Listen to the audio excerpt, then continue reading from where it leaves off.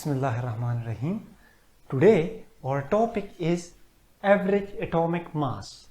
Average atomic mass क्या है? ये वीडियो देखने के बाद आपका ये कॉन्सेप्ट इंशाल्लाह बिल्कुल क्लियर हो जाएगा। तो शुरू करते हैं। एवरेज एटॉमिक मास की अगर हम डेफिनेशन करें तो average atomic mass is the weighted average of atomic masses of all natural occurring isotopes of an element. Average atomic mass हमारे पास किसी एटम के नेचुरल अकरिंग आइसोटोप्स के एटॉमिक मासेस का एवरेज होता है। डिफिनीशन को फिर गौर से देख लें। Average atomic mass is the weighted average of atomic masses of all natural occurring isotopes. मतलब ये कि एवरेज एटॉमिक मास हमारे पास किसी एटम के आइसोटोप्स के एटॉमिक मासेस का एवरेज होता है। डरो मत, डरने की कोई बात नहीं। एक्सप्लेनेशन आ रही है, एग्जाम्पल आ रहा है, आपको बिल्कुल क्लियर हो जाएगा, ना डरो। हाँ आओ समझाता हूं। Explanation. Most of elements have fractional atomic masses. अगर आपने गौर किया होगा तो पीरियोडिक टेबल में ज्यादातर एटॉमिक मासेस फ्रैक्शन में आते हैं। मतलब क्लोरीन का 35.5 एटॉमिक मास है, फ्रैक्शन है 0.5। इसी तरह सोडियम का 22.989 एटॉमिक मास है, जो अप्रोक्सीमेटली हम 23 लेते हैं। इसी तरह हाइड्रोजन का 1.0083 एटॉमिक मास है। यह फ्रैक्शन असल में हमारे पास इसलिए आता है क्योंकि हमारे पास एटम के दो या दो से ज्यादा आइसोटोप्स होते हैं, और जब हम इसका एवरेज एटॉमिक मास फाइंड करते हैं तो उसका रिजल्ट ज्यादातर फ्रैक्शन में आता है। इसीलिए हमारे पास पीरियोडिक टेबल में ज्यादातर एटम्स के एटॉमिक मासेस फ्रैक्शन में हैं। Most of elements have fractional atomic masses. This is because most of atoms have two or more than two natural occurring isotopes. ज्यादातर एटम्स के दो या दो से ज्यादा नेचुरल अकरिंग आइसोटोप्स होते हैं। जब हम उन आइसोटोप्स का एवरेज एटॉमिक मास इस फार्मूले के, इस पैटर्न के मुताबिक फाइंड करते हैं तो हमारे पास ज्यादातर रिजल्ट फ्रैक्शन में आता है। यही वजह होती है कि हमारे पास पीरियोडिक टेबल में एटम के ज्यादातर एटॉमिक मासेस फ्रैक्शन में होते हैं। एवरेज एटॉमिक मास डिपेंडेंस। एवरेज एटॉमिक मास हमारे पास किन चीजों पर डिपेंड करता है? तो एवरेज एटॉमिक मास दो चीजों पर डिपेंड करता है। पहली, नंबर ऑफ पॉसिबल आइसोटोप्स।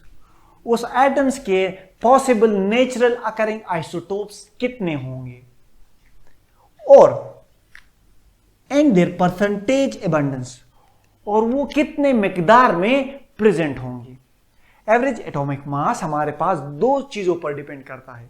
एक चीज ये कि किसी एटम के कितने पॉसिबल नेचुरल अकरिंग आइसोटोप्स हो सकते हैं, इस पर एवरेज एटॉमिक मास डिपेंड करता है। और उनका परसेंटेज एबंडेंस क्या है, इस पर हमारे पास एवरेज एटॉमिक मास डिपेंड करता है। ये देखो, method of finding average atomic mass.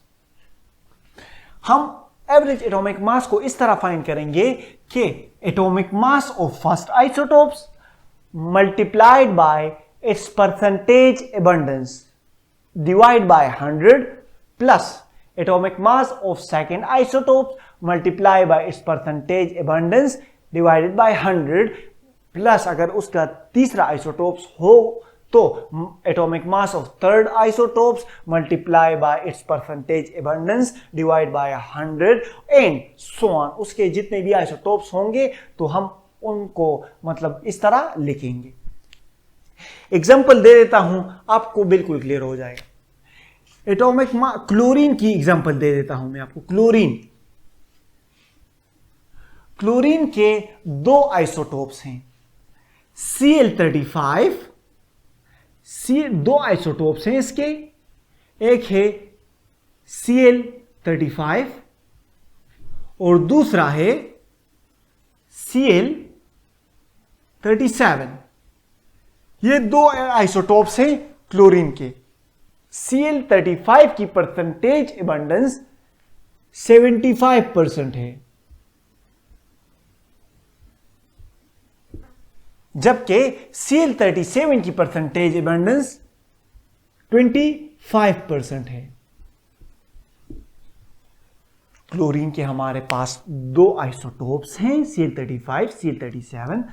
Cl35 हमारे पास एनवायरमेंट में 75% होता है, जबकि Cl37 हमारे पास एनवायरमेंट में 25% होता है। अब क्लोरीन का अगर हम एवरेज एटॉमिक मास फाइंड कर लें तो इस मेथड के मुताबिक करेंगे। Average atomic mass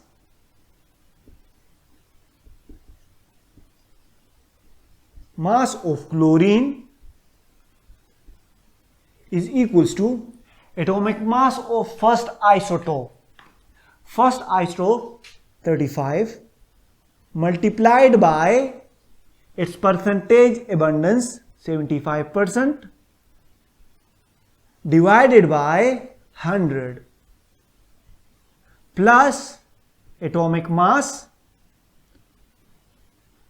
of second isotope 37 multiplied by its percentage abundance 25% divided by 100। तो हमारे पास क्या आता है इससे 2625 divide by 100 plus 925 divide by 100। इसका अगर हम एलसीएम लें तो हमारे पास क्या आ जाएगा 100 इन प्लस, अगर इसको हम प्लस करते हैं तो हमारे पास 3550।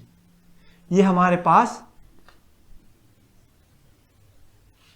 ये यहां इसके साथ और ये 1 पॉइंट में चला गया, तो हमारे पास एंड रिजल्ट क्या आ गया, एंड रिजल्ट हमारे पास आ गया 35.5।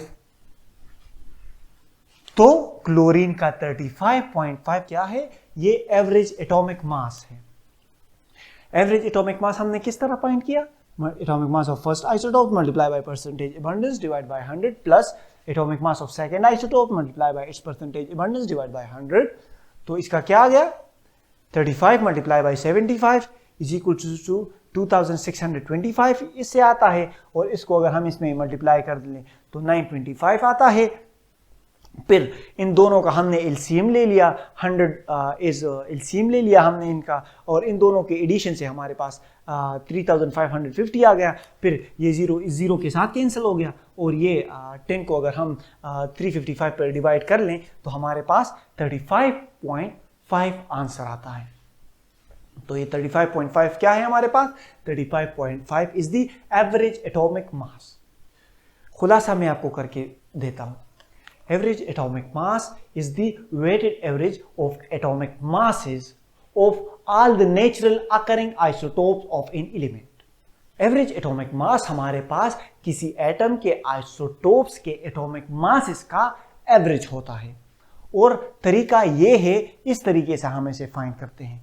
फिर मैंने आपको क्लोरीन की एग्जांपल दे दी। क्लोरीन के दो आइसोटोप्स हैं, ये इसकी परसेंटेज अबंडेंस है, और ये इस मेथड से हमने इनमें वैल्यूज पुट की तो हमारे पास 35.5 आ गया। और हाँ, जाने से पहले मैं आपको एक बात बता दूं, सब्सक्राइब कर दें, बेल आइकन को दबा दें ताकि आपको नोटिफिकेशन आती रहे, और बस दुआ में याद रखें।